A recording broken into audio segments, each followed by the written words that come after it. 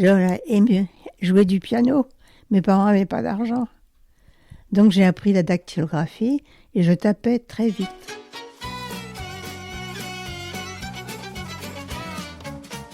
On ne peut pas s'empêcher de vieillir, mais on peut s'empêcher de devenir vieux, disait le peintre Henri Matisse. Dans le quartier de Ménimur, justement, où le nom des peintres est célébré à chaque coin de rue, cette maxime prend tout son sens. 10 ans déjà que l'EHPAD municipal Sabine de Nanteuil a vu le jour à Vannes. Pour cet anniversaire, on a voulu recueillir la parole de résidents, qui sont comme partout en France en grande majorité des femmes. Ces récits de vie que vous allez entendre, ce sont ceux d'hommes et de femmes qui ont traversé le XXe siècle, avec ses joies, ses peines, le souvenir de la guerre. Le chewing-gum, l'essence des camions, c'est fou, hein? Le chewing-gum. Oui, les Américains donnaient des chewing-gums. Des témoignages contre l'oubli, mais aussi une sacrée cure de jouvence. On s'est rencontrés au cinéma, à la Courneuve. Oui.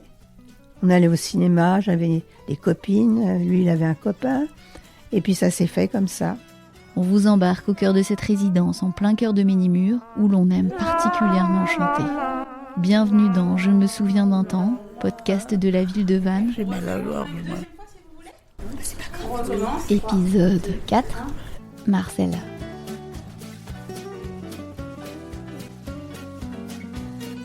Alors ça, c'est ma grand-mère maternelle, Césaria, et mon grand-père Daniel. Espagnol, tous les deux. Ma grand-mère est morte jeune. Elle faisait la bronchite chronique. Et ma maman allait tous les jours chez sa mère pour faire le ménage, le repassage, la cuisine. Et moi, elle me mettait à faire la sieste avec ma grand-mère qui n'arrêtait pas de tousser. Et moi, je disais, ça y est, je suis réveillée, je voulais pas rester dans la chambre. Ça me faisait peur de l'entendre. Dites-moi, vous êtes né en quelle année, Marcel ? En 1940, 31 janvier. Donc j'aurai 86 ans en janvier prochain. Et vous êtes né où, Marcel ? À Drancy, en Seine-Saint-Denis. Mon papa était portugais, ma maman espagnole. Vous parliez en quelle langue chez vous ? Français. On n'avait pas le droit de parler autre chose. Bah oui, parce que mon père, il fallait absolument qu'il parle bien français. Et ma maman, elle est née en 1913 et ils sont allés à Reims. Donc elle a appris la langue française et écrire tout. Et elle a commencé à travailler à 14 ans dans le tissage. C'était très dur, hein, 14 ans. Ma belle-mère était française, s'appelait Labrune. Et mon beau-père était natif d'Algérie. Donc, quand il est décédé, mon mari lui a demandé s'il pouvait changer de nom parce qu'il a eu beaucoup de problèmes pour trouver du travail.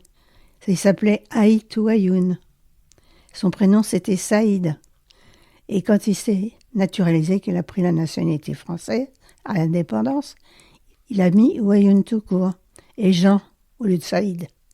Mais mon mari, même avec Jacques-André Ouayoun, il a eu du mal aussi, hein. Alors, avant que son papa décède, il lui a demandé la permission pour prendre le nom de sa maman, Labrune. C'est pour ça qu'on s'appelle Labrune. C'est l'histoire. Enfin, mon grand-père, je l'aimais pas trop. J'aimais pas quand il m'embrassait. Il me mettait de la baffe sur la joue. C'était l'horreur. Ils ont habité Reims et ma grand-mère faisait la cuisine pour des ouvriers. Et ils avaient un chat. Et comme c'était la guerre, les ouvriers ont tué le chat. Ils ont fait croire que c'était du lapin. Ma pauvre grand-mère, elle était folle. Je vous jure, c'est vrai. Quand vous êtes né, Marcel, c'était déjà la guerre. Oui. Vous avez quoi comme souvenir de cette époque-là ? Ah, je sens encore l'odeur de l'essence des camions. On était en Normandie en plus. On était à un petit patelin qui s'appelle Saint-Jean-de-la-Forêt, dans l'Orne. Et là, on a vu arriver les Américains, les Allemands qui se cachaient. Mon père avait dit, vous allez aller là-bas, vous serez tranquille pendant la guerre. Eh ben, dis non. C'était pittoresque. C'est des odeurs que vous gardez en tête quand vous oui. étiez enfant, c'est ça ? Oui, le chewing-gum, l'essence des camions, C'est fou, hein? Le chewing-gum. Oui, les Américains donnaient des chewing-gums. Je me souviens, je vous dis, des Allemands qui se cachaient, des soldats qui arrivaient, qui les faisaient prisonniers quand ils pouvaient. Votre papa vous avait dit d'aller en Normandie Oui, et lui c'est était lui resté qui à a dit. Drancy? Au lieu de rester à Drancy, ça craint, aller plutôt avec ma marraine et ses enfants, et nous, quoi, même mon frère et ma mère. Et mon père, lui, il est resté en région parisienne parce qu'il faisait... il allait au ravitaillement, il venait en Bretagne à bicyclette la nuit pour faire du ravitaillement, chercher du beurre, enfin tout ce qu'il fallait. Voilà, puis il travaillait. Hein.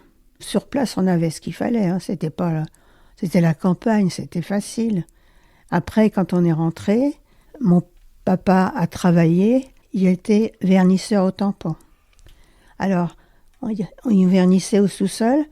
Et moi, je l'aidais. Il me mettait un tampon avec une espèce de graisse, je sais pas, pour bien faire pénétrer le bois. C'était un manuel, votre papa. Ah oui. Et après, il a appris la tapisserie. Et il dessinait. Mais alors, fallait voir. Oh, qu'est-ce qu'il dessinait bien. Et ça, Marcel, c'est vos parents? Oui. Papa, Antonio. Ils sont jeunes sur cette photo. Oui. Ils ont quel âge? Oh, je sais pas. 20 ans? Peut-être, oui. Elle était belle, ma mère. Lui aussi, d'ailleurs. C'est beau tous les deux. Enfin, ma maman est née donc en 1913, le 3 décembre. Et mon papa, le 8 mars 1909. J'avais un frère qui avait 8 ans de plus que moi, qui m'a fait des pires bêtises. Un jour, il me dit, tu sais comment on fait pour casser? Je lui dis non. Hein. Il prend ma cafetière, paf, par terre, en porcelaine. Ma mère, paf. Je lui dis, arrête, ne tape pas, je veux pas. J'y tenais quand même à mon frère. Par contre, il m'a appris à jouer à la belote. Avant que j'aille à l'école, parce qu'il jouait tout seul. Alors je le regardais, je dis, mais qu'est-ce que tu fais là? Il me dit, je joue à la belote. Alors il m'a appris, et là, on pouvait jouer à deux. C'était comment avant l'école? C'était super bien.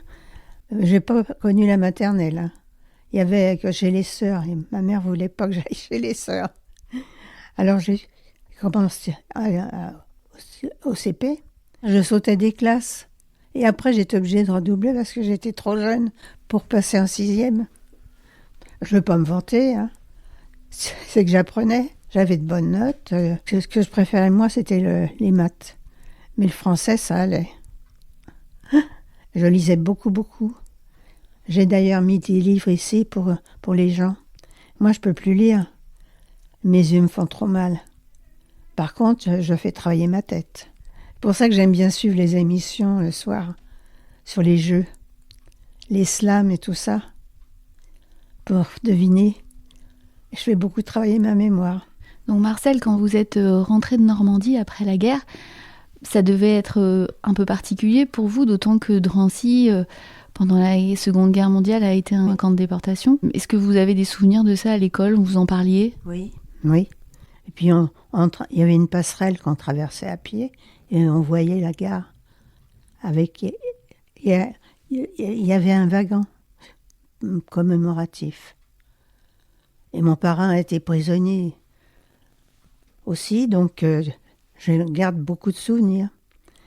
Quand il est rentré, j'avais la rougeole. Il est venu nous voir à Drancy. J'avais peur qu'il me voie avec tous mes boutons. Alors que c'était pas vraiment ça l'essentiel. Non, c'était de le revoir. J'ai passé mon PC et après, à 16 ans, j'ai dit j'arrête l'école. Et j'ai pris une école de commerce à Paris pour apprendre la dactylographie. J'aurais aimé jouer du piano. Mes parents n'avaient pas d'argent. Donc j'ai appris la dactylographie et je tapais très vite. À l'époque, ça existait. On apprenait à taper à la machine pour aller plus vite possible, quoi. Et puis on a appris la sténo aussi. Alors ma maman, quand elle était jeune, elle était au tissage à Reims. Et après, quand ils sont venus à Drancy, elle faisait le ménage dans une quincaillerie, chez des particuliers, à Paris, Elle a bossé comme une folle. Chaque sou comptait. Ah, tout. C'est pour ça que j'ai voulu travailler à 16 ans. Pour être indépendante. Oui, et puis pour les aider. Alors j'ai travaillé à Paris, dans un bar qui s'appelait Bar Sintra. Et là, j'ai appris à me servir d'une machine Gestetner énorme. C'est quoi ça? Une grande machine pour taper, faire de la comptabilité, des factures, tout. J'ai su tout faire. On aimait bien aller au marché, le marché des Lys. On mangeait là-bas avec mon mari. Oui, sous les halles. On mangeait des tacos, on mangeait... J'achetais ma viande, on adorait le cheval. J'achetais ma viande là-bas. Ah ben oui, je sais qu'il y a des gens qui n'aiment pas. Mais c'était bon. On en rapportait en Normandie, parce qu'il était meilleur que chez nous. Alors justement, Marcel, racontez-moi, comment vous avez rencontré votre mari? Ah, on s'est rencontrés au cinéma, à la Courneuve. Oui. On allait au cinéma, j'avais des copines, lui il avait un copain, et puis ça s'est fait comme ça. Est-ce que vous vous souvenez du film que vous avez vu quand vous l'aviez rencontré? Non, pas du tout. Ça, je m'en souviens pas. Franchement, non. Mais on s'est connus en 59, et après il est parti au service militaire dans la marine. Il a fait 28 mois. J'ai attendu. Donc j'ai continué à travailler. Et quand il est revenu, on s'est mariés en 1962, 28 juillet.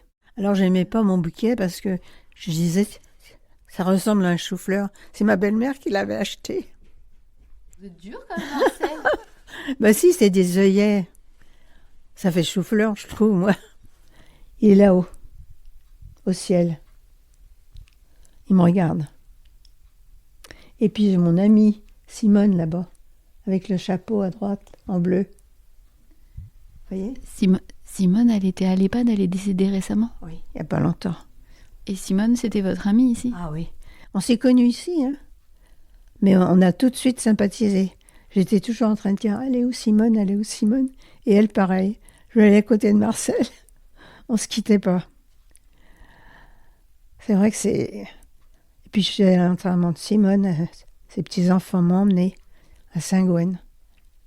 Je ne l'oublierai jamais, hein, Simone. Elle me manque. Vous faisiez quoi ensemble à l'EHPAD? On discutait, on chantait. Elle faisait partie de la chorale. Hein. Elle adorait chanter. Puis elle avait une voix, pas comme moi, une voix très forte. D'ailleurs, Madame Gégaud, qui mange à ma table maintenant, elle me dit, je pense souvent à Simone aussi.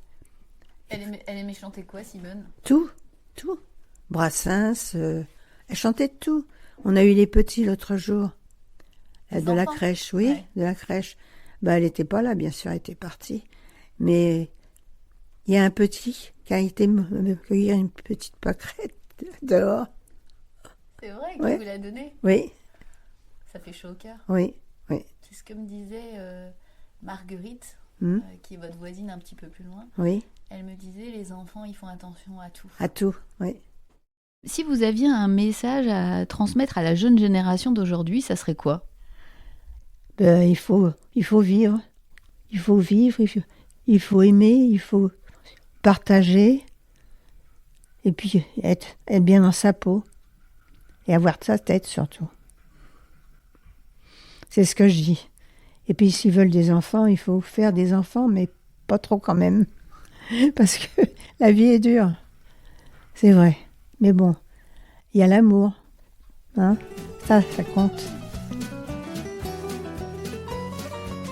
C'était Marcel, 85 ans, pour Je me souviens d'un temps. On se retrouve la semaine prochaine pour un nouveau pas de danse. Kenavo.